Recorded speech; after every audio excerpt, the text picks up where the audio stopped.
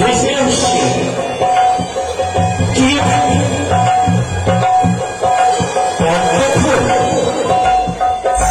এই পদ্মফুলাইতে কুচত্রে গ্রামীণ বনসর জন্মগ্রহণ এই পুষ্পধরে যদি আমি কিনারাই যাই শয়তানি দেখা প্রাণী আমার কাছে আসবে মরে যাব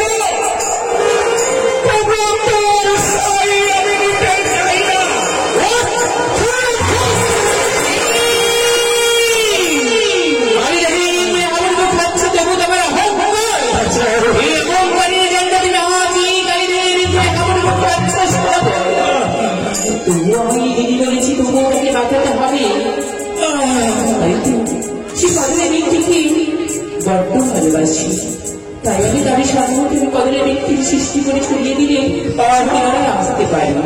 তাই এই সৃষ্টি করে তাদের সম্মুখে দিয়ে দিলাম।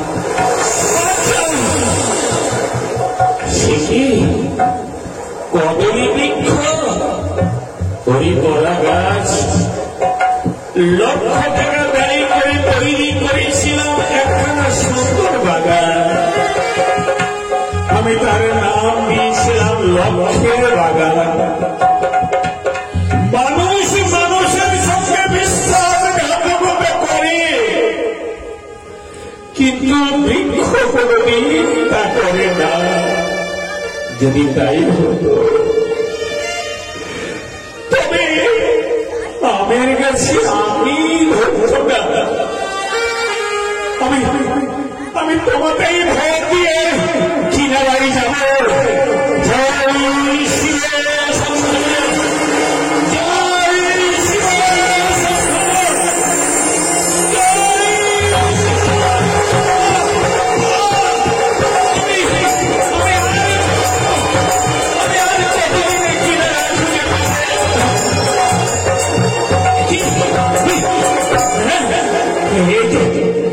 এই তো কিনারা ফিরেছি, এই তো সেই নদীর কোল। আমি প্রাণে বেঁচেছিলাম।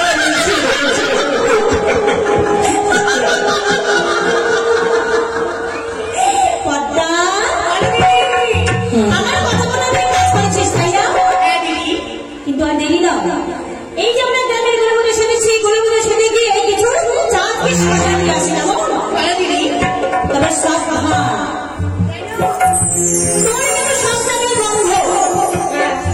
পদ্মা পদ্মা পদ্মা পদ্মা সব জায়গায় গন্ধ, হাতে গন্ধ, চুলে গন্ধ, নাকে গন্ধ, মুখে গন্ধ। একবারে তুমি চাঁদকে চিনতে পারে যে পদ্মাবতী আমার সঙ্গে এসেছে, তাহলে কিন্তু তোমরা আস্ত রাখবে না। কি করবো দিদি? খুব সাবধান।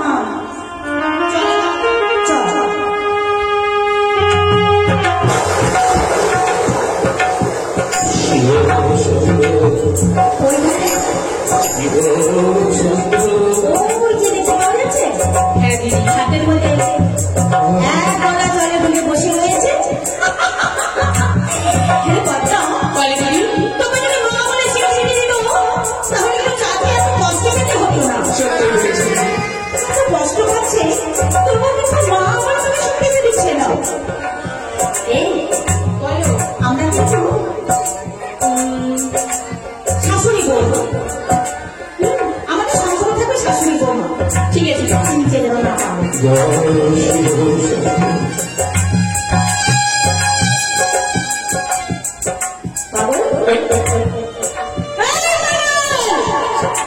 মা, দিদি, আমার মা বলেছে।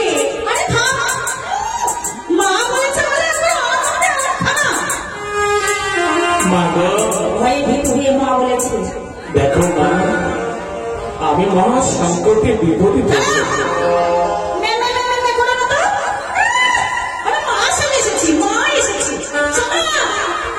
দেখতে পাচ্ছ না, নগরের মেয়ে ছেলে এসে ঘাটের মধ্যে স্নান করবে, আর তুমি এই ঘাটের মধ্যে বসে রয়েছো। তোমার ছলা গলা বুঝতে পেরেছি। তুমি কেন বসে আছো এই ঘাটের মধ্যে? কেন?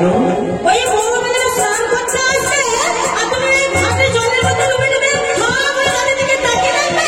লজ্জা করে না? এই লজ্জা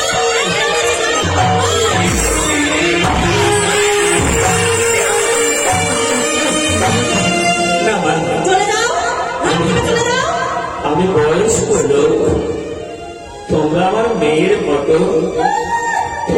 আমি কেন মা বলেছি জানো? কেন? আমি যেতে পারছি না তোমার। কেন যেতে পারছো না? আমি এক দেশের সদাগর। বাবা সদাগর? আমার পিতা কোটি টাকার মালিক ছিল। তুমি সদাগর হলে জঙ্গলে তুলে বসে থাকতে না। পরনে কিছু নেই, একটু বস্ত্রের জন্য আমি গলা তুমি জলে বসে আছি। আমার তো লজ্জা বলতে কিছু হয়েছে মা, আমাকে একটু বস্ত্র দাও না গো। লজ্জা দেওয়ার করে আমি কিনে গিয়ে বাবুদের দাঁড়ে দাঁড়িয়ে ভিক্ষে করি। বস্ত্র নেই, এই জন্য জলের মধ্যে ডুবে বসে রয়েছে। হ্যাঁ দিদি বলে এই যে বাবা, আমরা কি আগে থেকে জেনে বসেছিলাম যে আমাদের ঘাটে বাবুল এসে বসে আছে, পরনে বস্ত্র নেই, আমরা পরনে বস্ত্র নিয়ে যাই। সামান্য একটু বস্ত্র নোংরা ছিঁড়ে পড়ে যাই। সাড়ে দশটা বেজে গেল বুঝি? শোনো, আমরা বস্ত্র নিতে পারবো না, কিন্তু উপায় বলে দিতে পারবো। উপায়? হ্যাঁ, বলো বলো। আমি যদি সেইভাবেই নগরে ঘুরতে পারি তাই আমি করবো। এদিকে চেয়ে রাখো। ওই দেখি হ্যাঁ, কি? শ্মশান, হ্যাঁ, মহাশ্মশান। শ্মশানে কি? একটু আগে কতগুলো মৃত্যু দহন করে গেল, তার সাদের বস্ত্রগুলো পরে রয়েছে। ওই সাদের বস্ত্র পরে এখান থেকে চলে যাবে। অবশেষে আমাকে একটা মরা মানুষের বস্ত্র পরতে হবে। তোমাকে বস্ত্র এনে দেবে বলছো? বেশ, তোমরা একটু আড়াল হয়ে যাও, আমি চুপি চুপি গলাগুলি জলে জলে শ্মশানেই যাচ্ছি। জানি তো আমরা এখানে থাকলে তুমি উঠতে পারবে না, আমরা আড়াল হয়ে যাচ্ছি। কথাটা যেন মনে থাকে যে আমাকে এখান থেকে চলে যেতে হবে। এসে যদি আমরা দেখে তুমি এই জলের মধ্যে বসে রয়েছো, আমরা তোমাকে কচু কাটা করবো। বাইরে পৃথিবীর মাটি মানুষ, এই হাতে আমি কত বস্ত্র দান করেছি, কত ভূমিহীনকে ভূমি দান করেছি, অন্নহীনকে অন্ন দিয়েছি। অবশেষে চাঁদ সদাগর হয়ে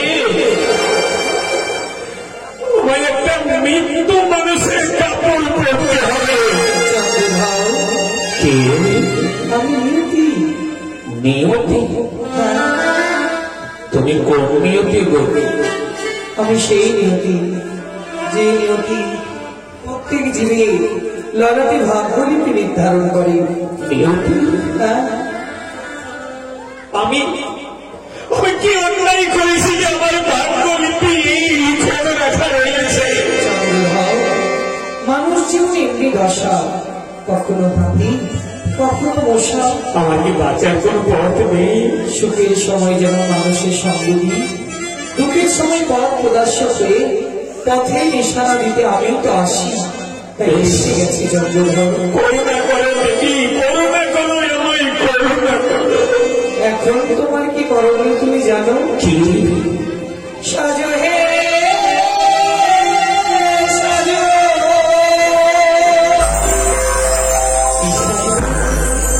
ও হে রাজো, সাজো হে ভিখারি,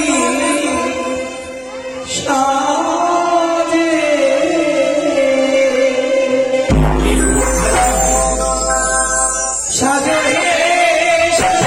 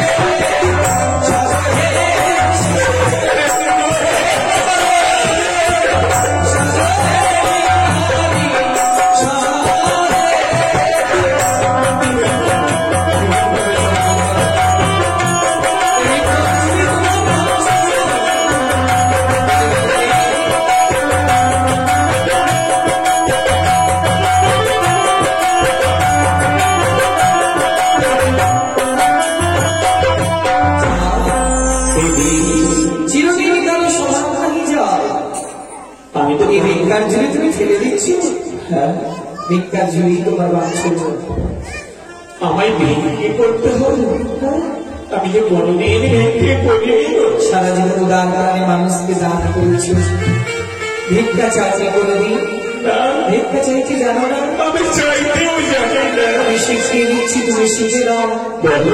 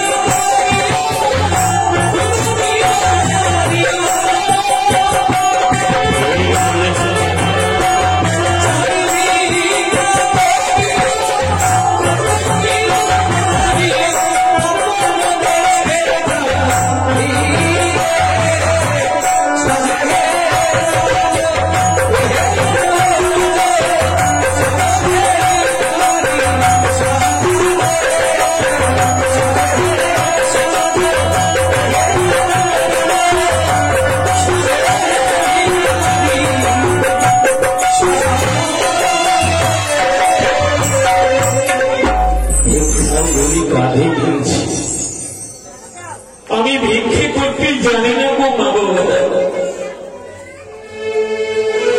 এইদিকে মায়ের শিবিকামায় অন্ন বস্ত্র দক্ষিণা দিয়ে আজ এই বিপ্লবী কালিনী আমায় রক্ষা করেছে। আমি আশীর্বাদ করি অন্ন বস্ত্রের অর্থের যেন কোনদিন অভাবে তাদের না হয়।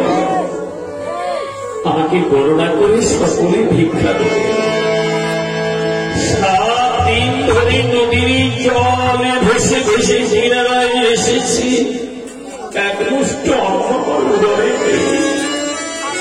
আমি ভিক্ষা করতেও জানি না, তাই সকলে নিগমনি কৃপা করে ভিক্ষা দেবে। ও নগরবাসী, ইহি